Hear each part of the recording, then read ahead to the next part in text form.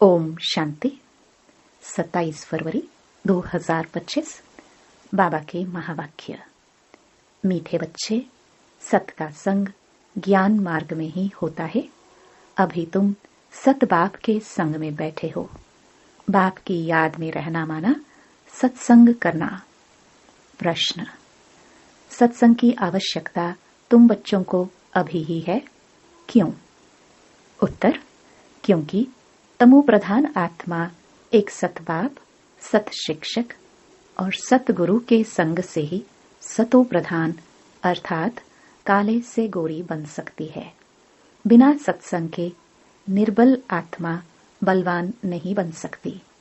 बाप के संग से आत्मा में पवित्रता का बल आ जाता है। 21 जन्मों के लिए उसका बेड़ा पार हो जाता है।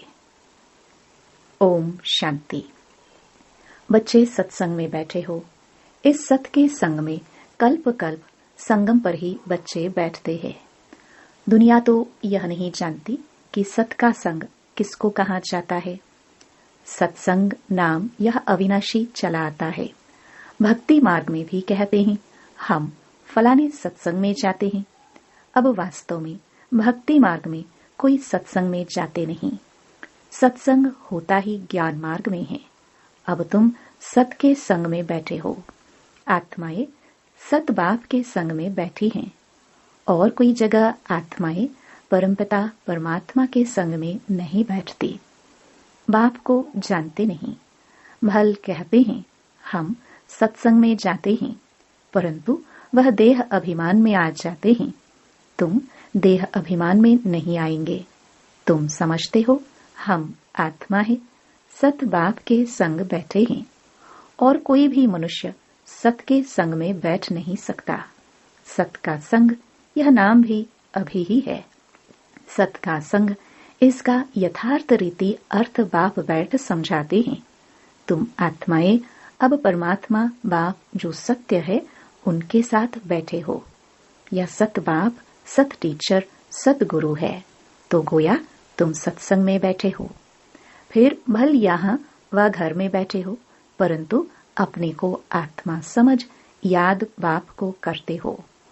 हम आत्मा अब सत बाप को याद कर रहे हैं, अर्थात सत के संग में हैं। बाप मधुबन में बैठे हैं।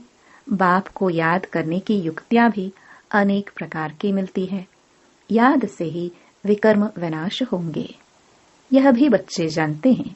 हम 16 कला संपूर्ण बनते हैं, फिर उतरते उतरते कला कम होती जाती है। भक्ति भी पहले अव्यभिचारी है, फिर गिरते गिरते व्यभिचारी भक्ति होने से तमो प्रधान बन जाते हैं।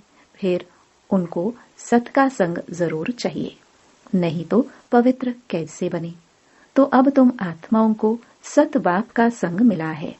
आत्मा जानती है हमको बाबा को याद करना है, उनका ही संग है। याद को भी संग कहेंगे। यह है सत का संग। यह देह होते हुए भी तुम आत्मा मुझे याद करो। यह है सत का संग। जैसे कहते हैं ना, इनको बड़े आदमी का संग लगा हुआ है, इसलिए देह अभिमानी बन पड़ा है। अभी तुम्हारा संग हुआ है सत बाप के साथ, जिससे तुम तमो प्रधान से सतो प्रधान बन जाते हो। बाप कहते हैं मैं एक ही बार आता हूँ। अभी आत्मा का परमात्मा से संग होने से तुम 21 जन्म के लिए पार हो जाते हो। फिर तुमको संग लगता है देह का। यह भी ड्रामा बना हुआ है। बाप कहते हैं मेरे साथ तुम बच्चों का संग होने से तुम सतो प्रधान बन जाते हो, जिसको गोल्डन एज कहा जाता है। साधु संत आदि तो समझते हैं आत्मा निर्लेप है, सभी परमात्मा ही परमात्मा है। तो इसका मतलब परमात्मा में खाद पड़ी है। परमात्मा में तो खाद पड़ नहीं सकती। बाप कहते हैं क्या मुझ परमात्मा में खाद पड़ती है? नहीं, मैं तो सदैव परम धाम में रहता हूँ, क्योंकि मुझे तो जन्म मरण में आना नहीं है। यह तुम बच्चे जानते हो। तुम्हारे में भी कोई का संग जास्ती है, कोई का कम है। कोई तो अच्छी रीति पुरुषार्थ कर योग में रहते हैं, जितना समय आत्मा बाप का संग करेगी उतना फायदा है। विकर्म विनाश होंगे। बाप कहते हैं, हे आत्माएं, मुझ बाप को याद करो, मेरा संग करो। मुझे यह शरीर का आधार तो लेना पड़ता है, नहीं तो परमात्मा बोले कैसे, आत्मा सुने कैसे। अभी तुम बच्चों का संग है सत के साथ। सत बाप को निरंतर याद करना है। आत्मा को सत का संग करना है। आत्मा भी वंडरफुल है, परमात्मा भी वंडरफुल है, दुनिया भी वंडरफुल है। यह दुनिया कैसे चक्कर लगाती है, वंडर है। तुम सारे ड्रामा में ऑलराउंड पार्ट बजाते हो। तुम्हारी आत्मा में 84 जन्मों का पार्ट नोंधा हुआ है, वंडर है। सत्युगी आत्माएं और आजकल की आत्माएं, उसमें भी तुम्हारी आत्मा सबसे जास्ती ऑलराउंडर है। नाटक में कोई का शुरू से पाठ होता है, कोई का बीच से, कोई का पिछाड़ी में पाठ होता है। वह है सब हद के ड्रामा, वह भी अभी निकले हैं। अब साइंस का इतना जोर है, सतयुग में कितना उनका बल रहेगा। नई दुनिया कितना जल्दी बनती होगी। वहां पवित्रता का बल है मुख्य। अभी है निर्बल, वहां है बलवान। यह लक्ष्मी नारायण बलवान है ना। अभी रावण ने बल छीन लिया है, फिर तुम उस रावण पर जीत पाकर कितना बलवान बनते हो। जितना सत का संग करेंगे, अर्थात आत्मा जितना सत बाप को याद करती है उतना बलवान बनती है। पढ़ाई में भी बल तो मिलता है ना, तुमको भी बल मिलता है। सारे विश्व पर तुम हुक्म चलाते हो। आत्मा का सत के साथ योग संगम पर ही होता है। बाप कहते हैं, आत्मा को मेरा संग मिलने से आत्मा बहुत बलवान बन जाती है। बाप वर्ल्ड ऑलमाइटी अथॉरिटी है ना, उन द्वारा बल मिलता है। इसमें सब वेदों शास्त्रों के आदि मध्य अंत का ज्ञान आ जाता है। जैसे बाप ऑलमाइटी है, तुम भी ऑलमाइटी बनते हो। विश्व पर तुम राज्य करते हो, तुमसे कोई छीन नहीं सकता। तुमको मेरे द्वारा कितना बल मिलता है, इनको भी बल मिलता है। जितना बाप को याद करेंगे उतना बल मिलेगा। बाप और कोई तकलीफ नहीं देते हैं, सिर्फ याद करना है बस।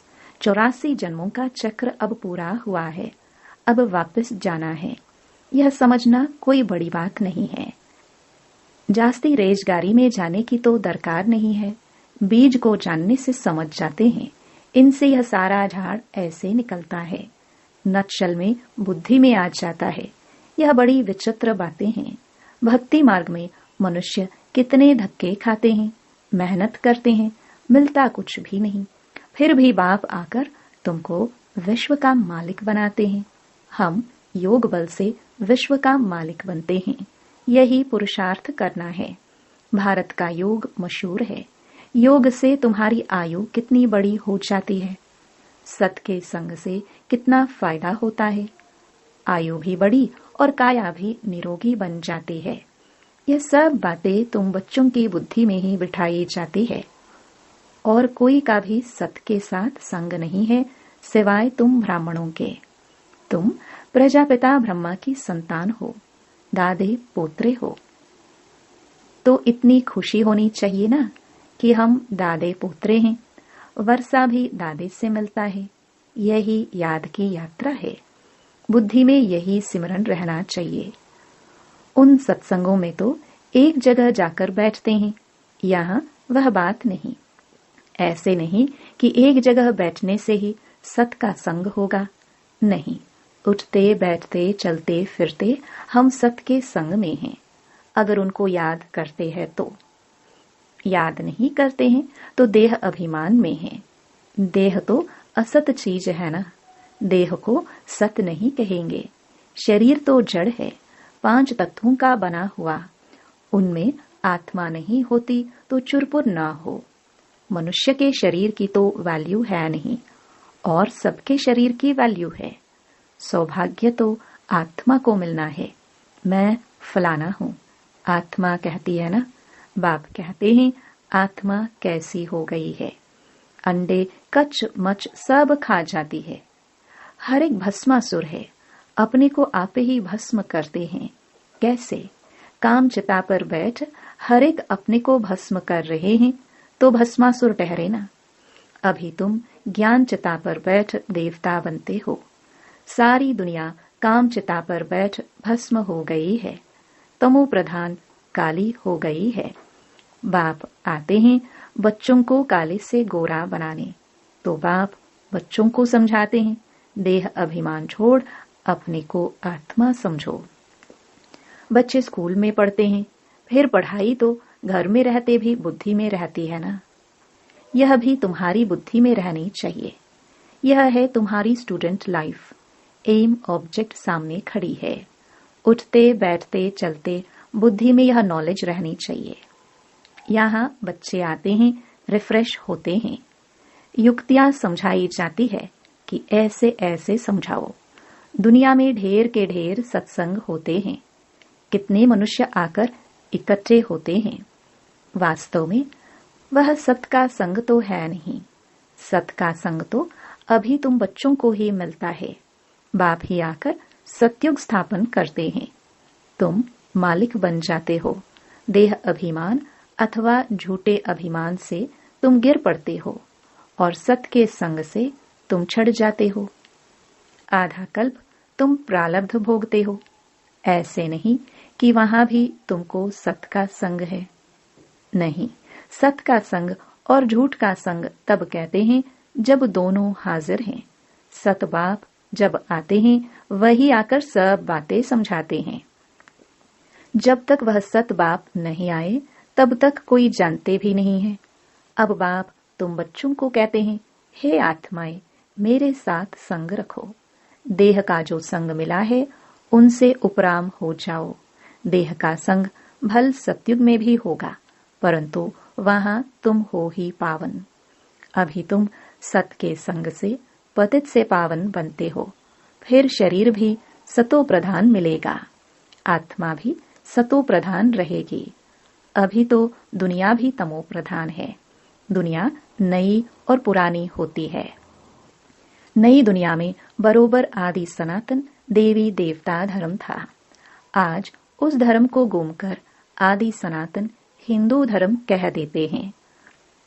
मूंझ पड़े हैं।